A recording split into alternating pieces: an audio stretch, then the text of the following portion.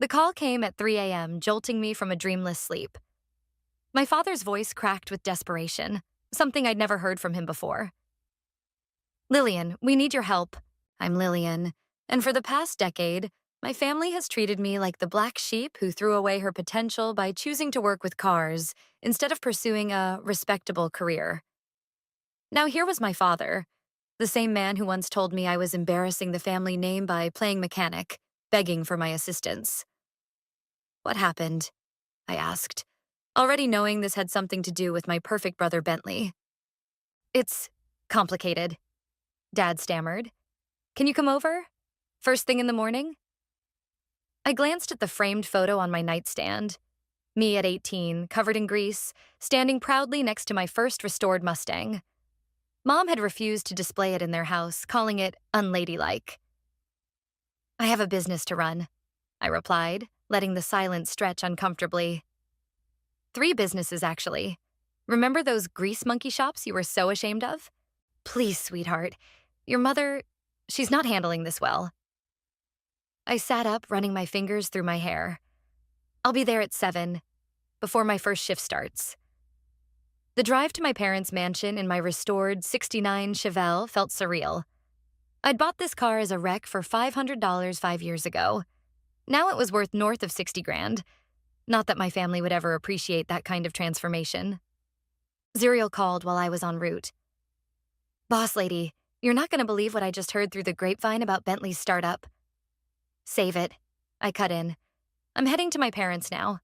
Pretty sure I'm about to hear the whole story. Want backup? I can be there in 20. Thanks, Z, but I need to handle this solo. The gates to the estate opened automatically. At least they hadn't cut power to those yet. Mom was waiting at the door in her silk robe, her perfectly maintained facade cracking around the edges. Lillian? She said stiffly. You came. You sound surprised. I stepped past her into the marble foyer, my work boots echoing against the floor. Where's the golden child? Your brother is in the study with your father.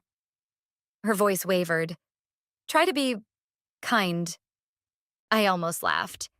Like you all were to me? The study door was open. Dad sat behind his massive desk, looking 10 years older than when I'd last seen him at Christmas. Bentley paced by the window, still wearing yesterday's rumpled suit. Well? I crossed my arms, leaning against the doorframe. I've got a staff meeting at 8, so let's make this quick. Your brother's company, Dad began. Failed spectacularly? I finished. Yeah, I figured.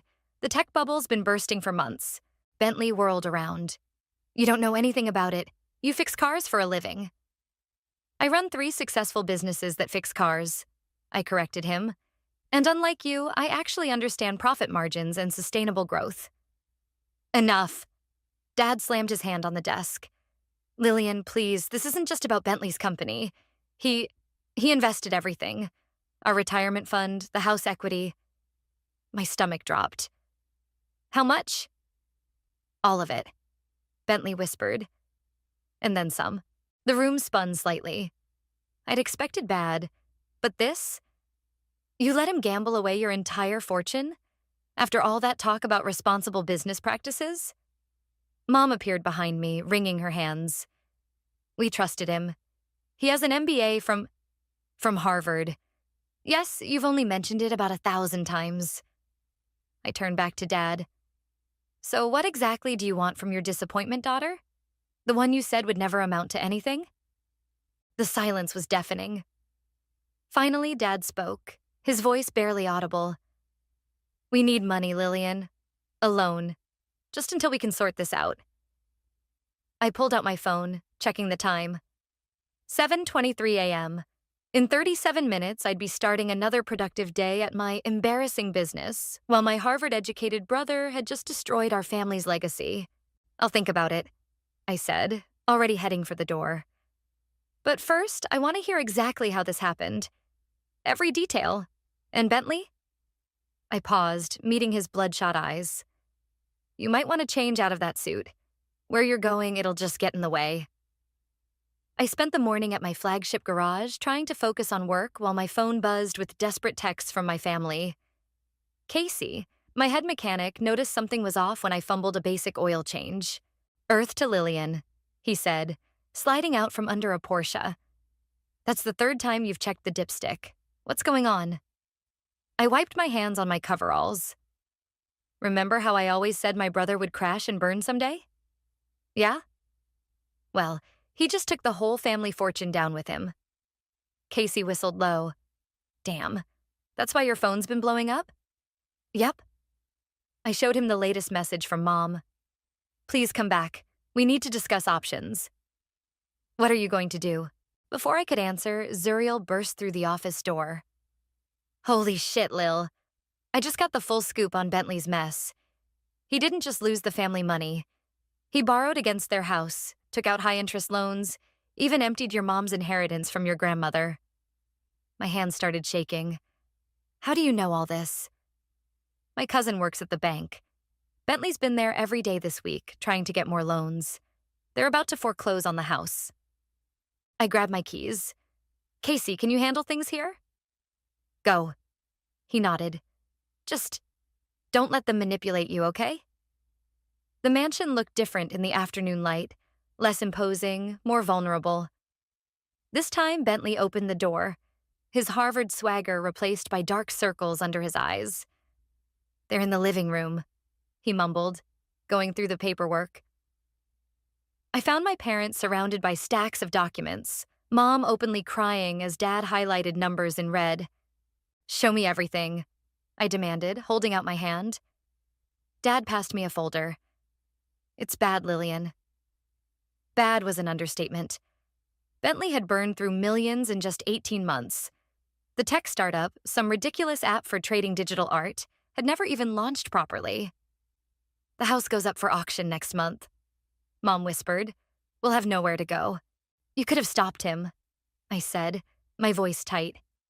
All those times I came to you for startup capital for my first garage, you said I was irresponsible, that I needed a real business plan, but you just handed everything over to him? He had spreadsheets, Dad defended weakly. Projections.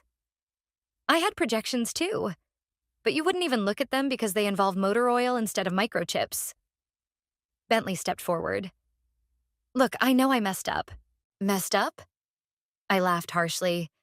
You destroyed everything our family built over 3 generations. And for what? So you could play tech entrepreneur? I was trying to innovate. No, you were trying to get rich quick. Meanwhile, I built my business the hard way. One garage at a time, one satisfied customer at a time. Mom dabbed at her eyes with a monogrammed handkerchief. Please, Lillian, we know you've done well for yourself. If you could just help us with the mortgage, why should I? The words came out before I could stop them. When I needed help, you all turned your backs on me, called my dream worthless. We were wrong, Dad said quietly. Is that what you want to hear? We were wrong about you, and we were wrong about Bentley. I stood up, pacing the room. Through the window, I could see my Chevelle parked next to Bentley's leased Tesla, which would probably be repossessed any day now. The house is worth what? $4 million? I asked. 4.2, Dad confirmed. But with the loans against it. And the total debt? Mom's hands trembled as she checked a spreadsheet. Just over $6 million. I let out a low whistle. That's a lot of oil changes. We know it's too much to ask, Dad started, but I cut him off. Actually, it's not. I pulled out my phone, checking my business accounts. I could cover it, but I won't. Not without conditions. The room went silent. Even Bentley stopped his nervous pacing. What conditions? Mom asked. I looked each of them in the eye, savoring the moment. First, I get full control of all family assets. What's left of them anyway. Second, you all work for me until the debt is paid off. Work at your garages? Bentley looked horrified. Where else? Unless you've got another Harvard degree hiding somewhere that's actually worth something? Mom started to protest, but Dad held up his hand. What exactly would this arrangement entail?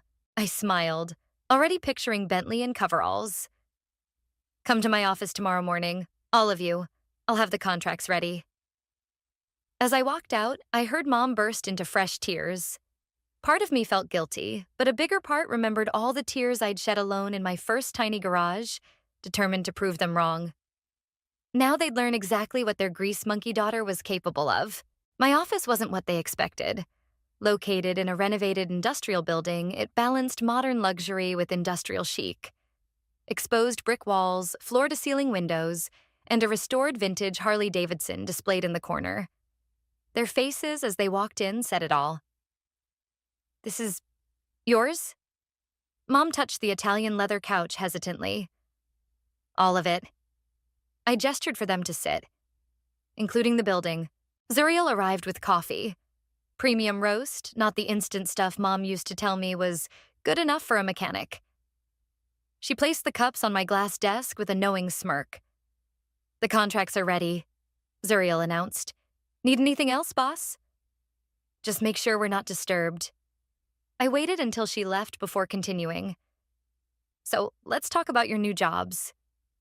Bentley shifted uncomfortably in his designer suit. "I still think there must be other options." "There aren't." I pulled out 4 folders. "Unless you've got $6 million hidden somewhere?" Dad cleared his throat. "What exactly will we be doing?" "Mom, you'll handle customer service at our Riverside location. Dad, you'll manage parts inventory at downtown. And Bentley..." I smiled. "You're starting in the pit with Jillian." "The pit?" Mom looked confused. "Oil changes, tire rotations, basic maintenance. Where every good mechanic starts." Bentley jumped up. "This is ridiculous. I have an MBA." "And look how far that got you." I leaned back in my chair. "Sit down, Bentley. Unless you'd prefer explaining to your country club friends why your Tesla got repossessed." He sat. "The contracts are simple," I continued. "You work for me for 3 years minimum. Standard 40-hour weeks, industry standard pay. Everything goes toward paying off your debt. I'll handle the house payments and keep the creditors away. But one wrong move, one attempt to undermine me, and the deal's off." "3 years?" Mom whispered. "Would you prefer bankruptcy? Public auctions? Your faces in the financial papers?" Dad picked up his contract, scanning the terms. "And after 3 years? If you've proven yourselves valuable employees, we can discuss more permanent arrangements." I passed them each a pen. "Your choice." The silence stretched as they read. Finally, Dad signed first. Mom followed, her signature shakier than usual. Bentley stared at his contract like it might bite him. "This is karma, isn't it?" he muttered. "No, brother dear, this is business." I tapped the paper. "Sign." As he scrawled his signature, Casey knocked and entered. "Sorry to interrupt, but we've got that Maserati waiting for inspection." "Perfect timing," I said. "Casey, meet your new apprentice. Bentley needs his coveralls fitted." Casey's eyes widened with recognition.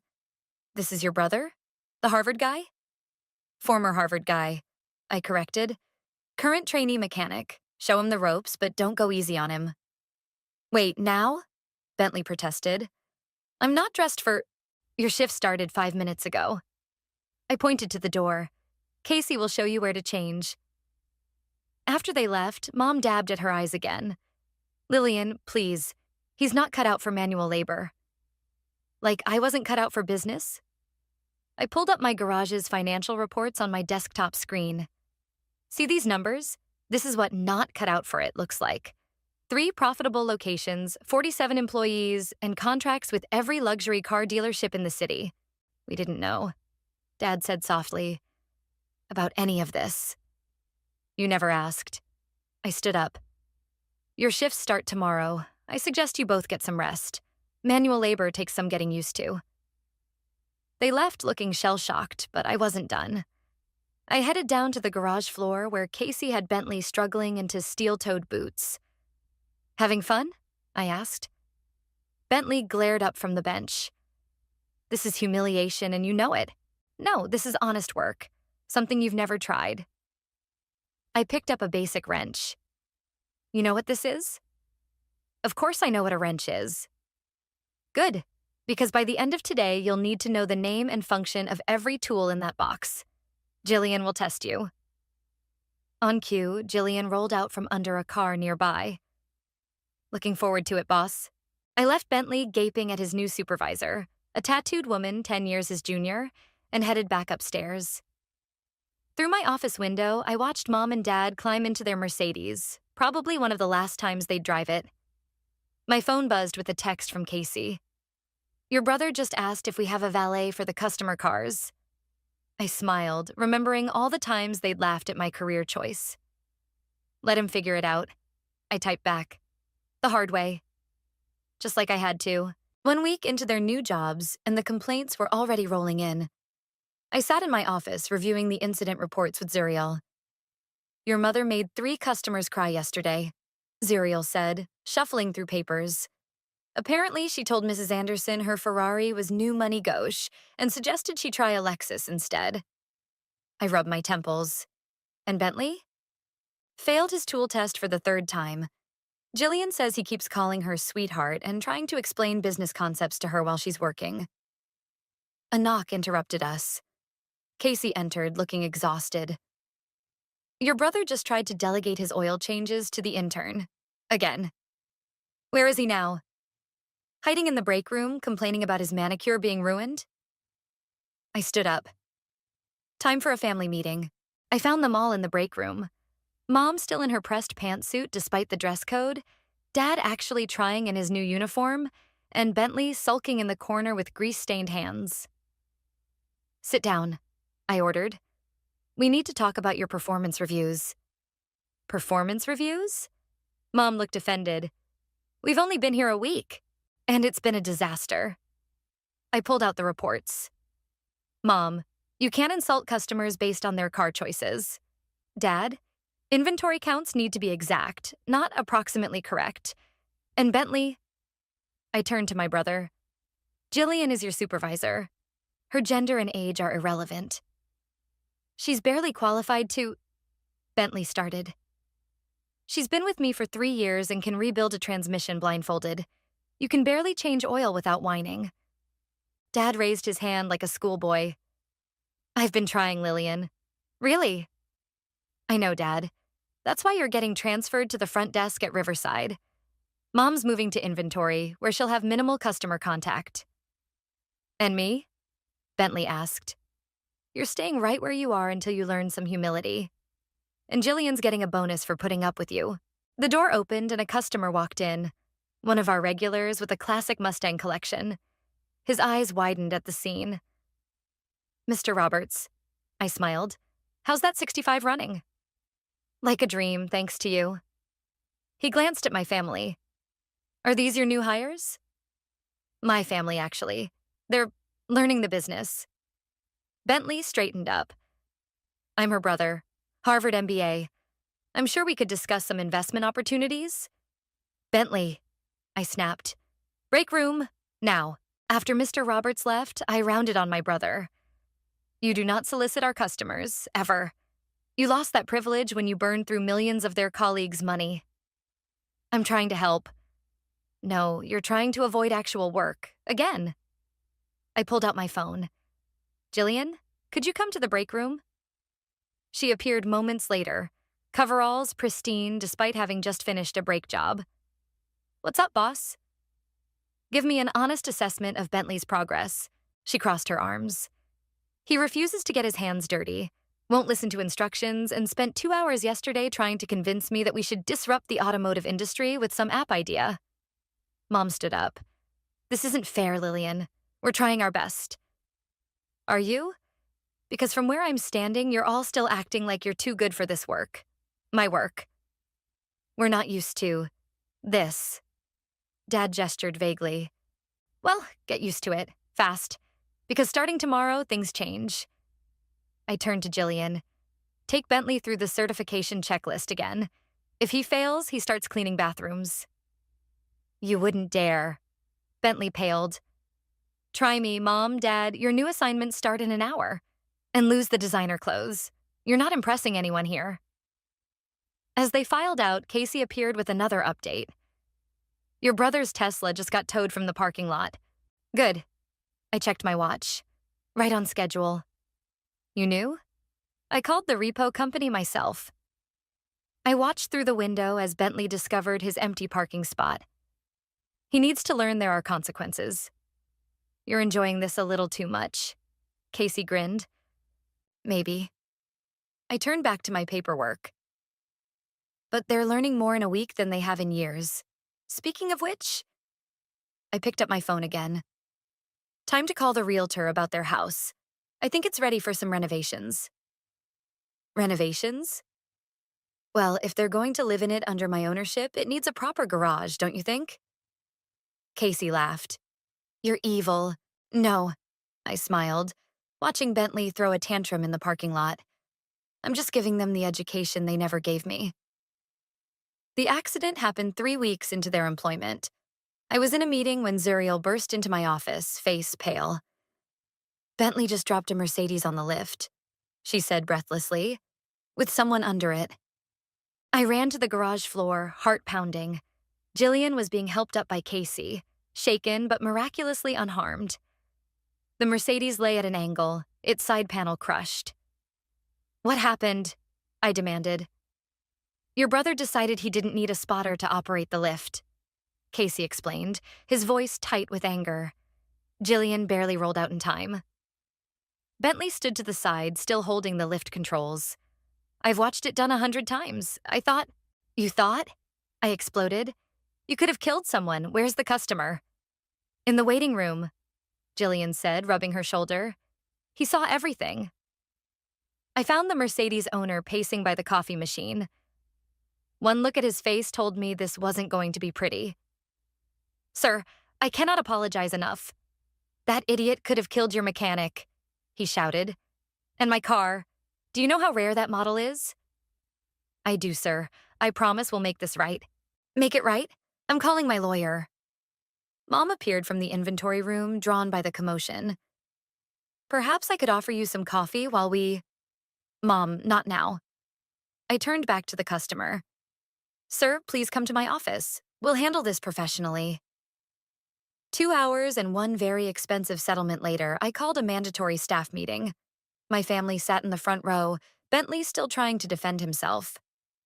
It was an honest mistake. Anyone could have... Shut up. I rarely raised my voice, but this was it. This isn't about a mistake. This is about you thinking rules don't apply to you. Again.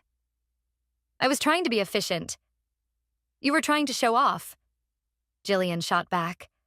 I told you 3 times to wait for a spotter. I held up my hand for silence. Bentley, you're suspended for 2 weeks, without pay. What? But the debt? Will take longer to pay off. Consider it motivation to follow safety protocols when you return. I turned to my parents. And you too. Why wasn't anyone supervising him? Mom bristled. We were doing our jobs as you demanded. Your jobs include watching out for each other. Or did you think your precious son was above basic safety training? Dad at least had the decency to look ashamed. We should have been more vigilant. Yes, you should have. I pulled out some papers. So here's what's going to happen. Mom, Dad, you're both taking safety certification courses. Full program, no shortcuts. But that's entry-level training, Mom protested. Exactly. Bentley, when you return, you start from scratch. Complete recertification with direct supervision. One more mistake like this, and you're out. Debt or no debt. You can't do this to me. Bentley stood up. I'm your brother. No, right now you're my employee. A dangerous one. I stepped closer. And if you ever put one of my people at risk again, being unemployed will be the least of your worries. The room fell silent. Casey cleared his throat. What about the Mercedes? Insurance will cover it, but our premiums will skyrocket. I glared at Bentley. Coming out of your wages, of course. This is ridiculous. Bentley grabbed his jacket. I'm calling my lawyer. Your lawyer dropped you weeks ago, I reminded him. Along with your credit cards, car, and dignity. Want to try for your work boots, too?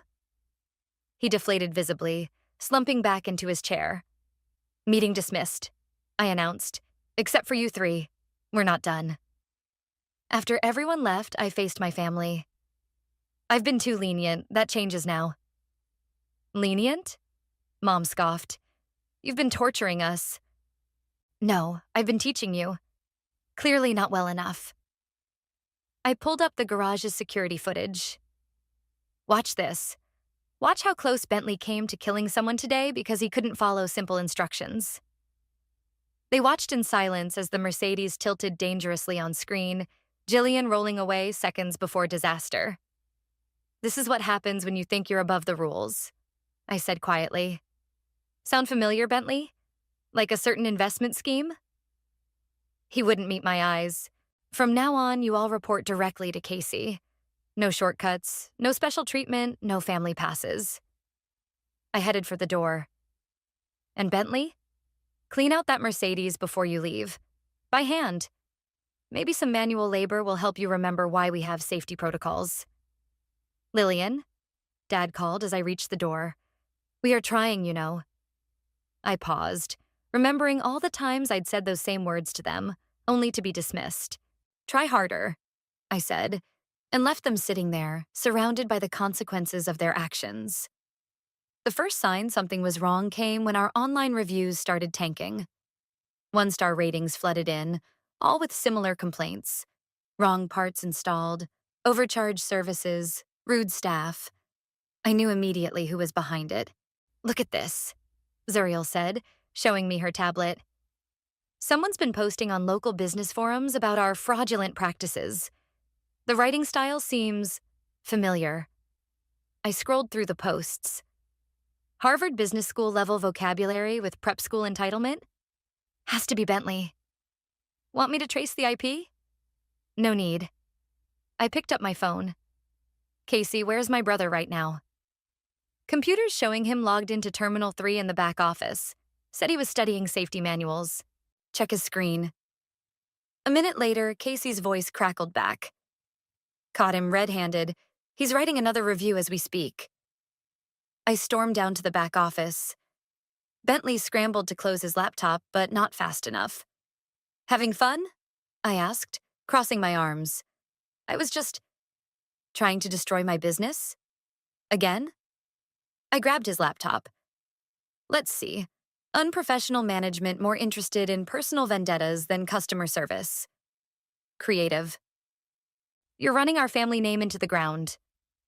No, you did that when you lost $6 million. I'm trying to save it. Mom appeared in the doorway. What's going on? Your son is sabotaging the business that's keeping you all out of bankruptcy. I turned the laptop to show her. Recognize his writing style? She read the screen, face falling. Bentley, how could you? How could I? How could she? He gestured at me wildly. She's humiliating us, making us work like common laborers. As opposed to what? I shot back. White-collar criminals? That's enough. Dad's voice boomed from behind Mom. Both of you. No, it's not enough. I pulled up the review statistics. These posts have already cost us 3 major clients. That's thousands in lost revenue. Revenue that was supposed to pay off your debt. Bentley stood up. Maybe if you'd given me a management position instead of sticking me in the pit. You lost that privilege when you nearly killed Jillian. I slammed the laptop shut. And now this? You're actively trying to destroy the only thing keeping our family afloat? Lillian, Mom stepped forward. Perhaps if we all just took a break? A break? Sure. How about a permanent one? I pulled out my phone. I can call the creditors right now. Let them know you're violating the terms of our agreement. You wouldn't, Dad whispered. Try me. I started dialing. 1 call, and you lose everything. Again. But this time I won't be here to save you. Wait. Mom grabbed my arm. Please, we'll handle this. Handle it? Like you handled his tech startup? His gambling, his... I'm sorry. The words burst from Mom like a dam breaking. Is that what you want to hear? I'm sorry we didn't believe in you. I'm sorry we favored him. I'm sorry for everything. The office went silent. In 15 years, I'd never heard my mother apologize for anything. Mom, Bentley started. No. She turned on him. You've done enough damage. First our savings, now this? She straightened her work uniform. Lillian, what do you want us to do? I studied her face, looking for any sign of manipulation. Found none. First, Bentley writes retractions for every fake review. Then he spends the next month detailing cars, by hand, no power tools. I looked at my brother. Unless you'd prefer explaining to a judge why you violated our agreement? He slumped in his chair. Fine. And you two? I addressed my parents. Start acting like actual employees. No more covering for him, no more excuses. Dad nodded slowly. We understand. Do you? Because one more incident like this and the deal's off. I mean it. As they filed out, Casey appeared with a stack of paperwork. Customer satisfaction surveys from this week. Thought you might want to see these. I flipped through them. Despite Bentley's sabotage attempts, our regular customers had left glowing reviews.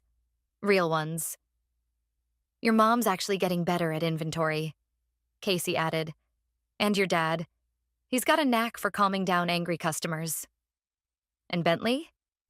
Still a disaster, but... Casey hesitated. Your mother's apology seemed genuine. I sank into my chair, suddenly exhausted. Maybe, or maybe she's just finally realized they have no other options. People can change, you know. Yeah. I watched through the window as Bentley began writing his retractions, Mom supervising nearby. But first, they have to want to. The annual luxury car show should have been my moment of triumph. Instead, I stood frozen as Bentley pitched his revolutionary new business model to my biggest client. Think about it, sir, he was saying. Why waste time with traditional repairs when we could create an app-based subscription service? Mr. Peterson, owner of the city's largest luxury car dealership, looked bemused. Interesting proposal. And you're part of Lillian's team? Actually, I'm the brains behind the operation. My sister just handles the mechanical aspects. I'd heard enough. Mr. Peterson, I see you've met my employee. Bentley's smile faltered. Lillian, I was just explaining how he violated his contract. Again. I turned to Mr. Peterson. I apologize for this interruption. Would you excuse us? Once out of earshot, I rounded on my brother. What the hell are you doing? Making things better. That subscription model could revolutionize.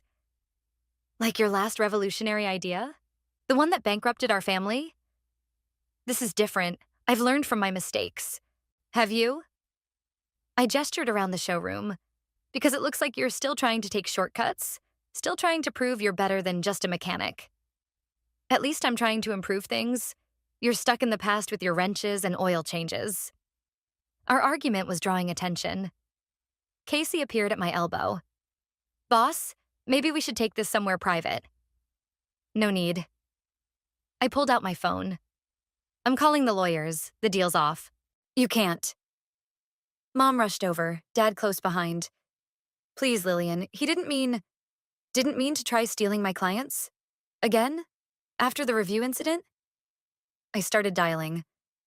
I warned you what would happen. Wait. Bentley grabbed my arm. Just wait. Something in his voice made me pause. I'm scared, okay? His voice cracked. I'm terrified of being nothing but a failure. Of being just another mechanic. Just another mechanic? Jillian stepped forward, wiping grease from her hands. You mean like me? The one who's been teaching you everything you know? Or me, Casey added. The just a mechanic who runs 3 service departments? Or me. I finished quietly. The mechanic who saved your ass when your brilliant business plans fell apart? Bentley's shoulders slumped. I didn't mean... Yes, you did. I pocketed my phone. You still think you're better than us. That's why you can't learn, can't improve, can't succeed. I don't know how to be anything else, he whispered. Then learn. I pointed to where Mr. Peterson was examining a Ferrari. See him? He respects us because we deliver results, not promises. We fix things, not break them. Dad cleared his throat. She's right, son. I've learned more about real business in 3 months here than in 30 years of corporate life. And I've learned about real customer service, Mom added, not just social climbing disguised as networking. So what now? Bentley asked. Now? I looked around at my empire. The gleaming cars, the skilled staff, the reputation I'd built. Now you make a choice. Either commit to actually learning this business or walk away. But if you walk alone. No more family bailouts. He was quiet for a long moment. Then, what if I can't do it? Can't or won't? I nodded toward Jillian. Because she thinks you could be decent at this if you'd check your ego. Really? He looked surprised. Jillian shrugged. You've got good hands when you actually try. And you understand luxury cars better than most beginners. The choice is yours, I said. But choose now, in front of everyone. Bentley looked around, at our parents, at the staff watching, at Mr. Peterson in the distance. Finally, he pulled out his phone, pulled up his social media, and deleted the half-written business proposal I knew he'd been working on. Teach me, he said quietly. For real this time. Jillian? I called. Think you can handle one more try with him? She grinned. If he promises to leave the Harvard attitude at home. Deal. I turned back to Bentley. But one more scheme, one more shortcut, and you're done. Understood? He nodded. Good. I straightened my jacket. Now, I have a client to smooth things over with. Mom, Dad, back to work. Bentley, Jillian's waiting. As they dispersed, Casey touched my arm. You're giving him another chance? No.